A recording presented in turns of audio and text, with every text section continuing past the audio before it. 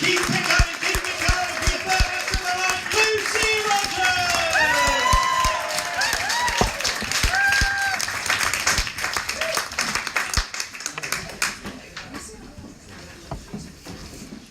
Give me a shout if you've ever had or fancy owning a VW camper.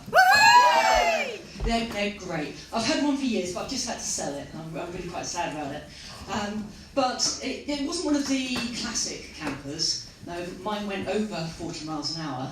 It had all mod cons. It had a seatbelt.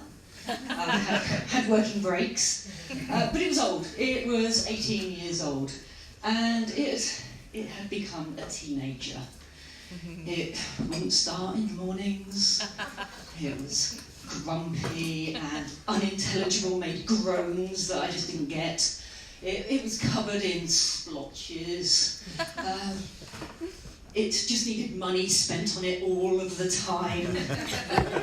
Drank like a fish. And to be quite honest, I was scared of its emissions.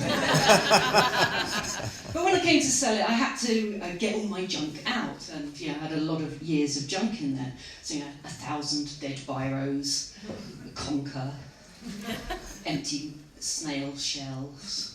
But when I was going through the pockets and the side doors, and it was like going through time. I started with a road atlas, and then I came across some opal fruit wrappers, and I got down to a red flag in the end. It was just like archaeology. In fact, Tony Robbins just popped up on one side and started filming at one stage there. I also had a load of cassettes in there. It had a cassette player. And when I bought the car, sorry, for those of you under 30, you're lucky. I had a load of cassettes in the car. It was unusual. My car had a cassette player. I was really chuffed because, my previous car, that had a gramophone. And I had 29 cassettes in the car, all of the best of Queen. And I had never bought the best of Queen.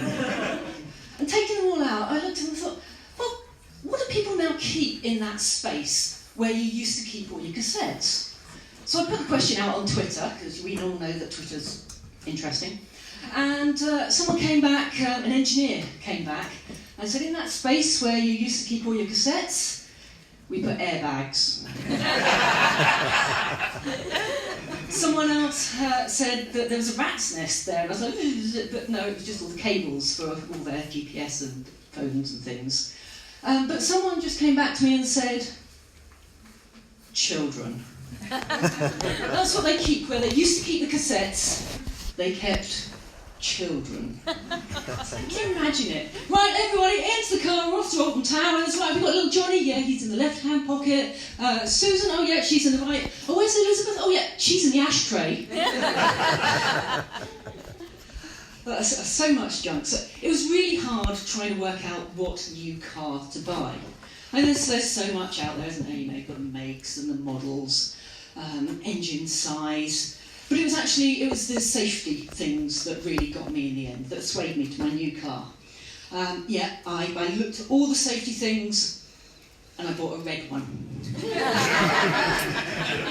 Because every other colour car is that camouflage tarmac colour, where you can stealthily drive and blend in with the tarmac so no other car driver can see you, which is great until you come to the giveaways. No one can see you at all, so it's definitely safer to have a red car. And I bought the car, driving it home, and so they told me that my glove box was chilled. Why would you want a chilled glove box? I put gloves on to heat my hands, not to chill them. And what else do you keep in a glove box? So the manual for the car. Wait, you don't need that chilled. Or that locking nut thing that sits in the front of everyone's car for some reason. I don't want that chilled. So I was thinking about it, I thought, I know, it could be the roadkill. You can get the roadkill and put it in the glove box and keep it chilled until you get home. And then, well, no, actually, because roadkill nowadays is just too big to fit in a glove box. When I was a kid, the squashed animals on the side of the road were frogs, hedgehogs, maybe a bunny rabbit. Nowadays, they're big animals. I thought, well, maybe we've killed all the small ones already. Maybe now our cars need to go out hunting the big animals. And I thought, no, it's probably more to do with the robustness of these cars that we've got nowadays. Because in the old days, if you're driving along, you hit a badger, the badger would just turn around to you and say, "Oi, mate," and trundle off. And no damage to the badger, but you have to replace the whole of the front wing.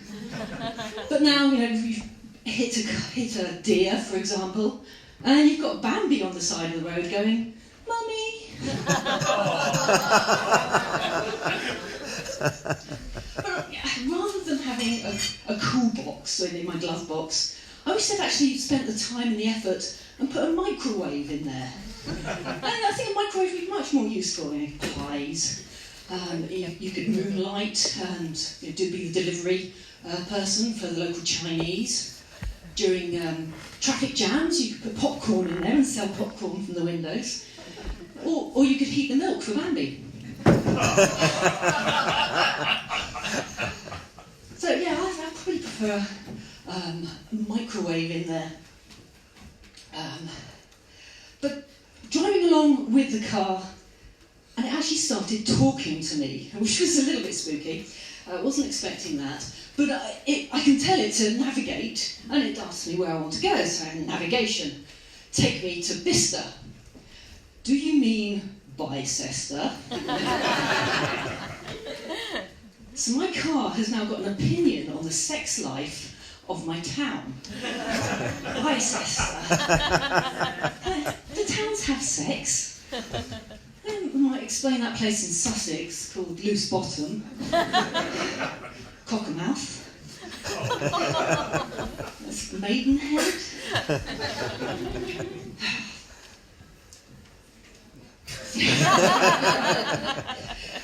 So it now talks to me, and I'm a little bit disconcerted with this, but I've started to think, well, what will be my car in the future? Where will I go? Will I be driving? Because will we have self-driving cars? And I hope so, because actually, I'd quite like a little snooze when we're driving somewhere. If someone else is driving, I'll have a little snooze. And so I'd obviously want a microwave in there as well.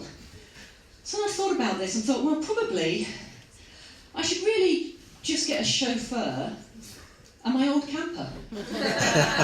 I'm Lucy Rogers. Thank you very much.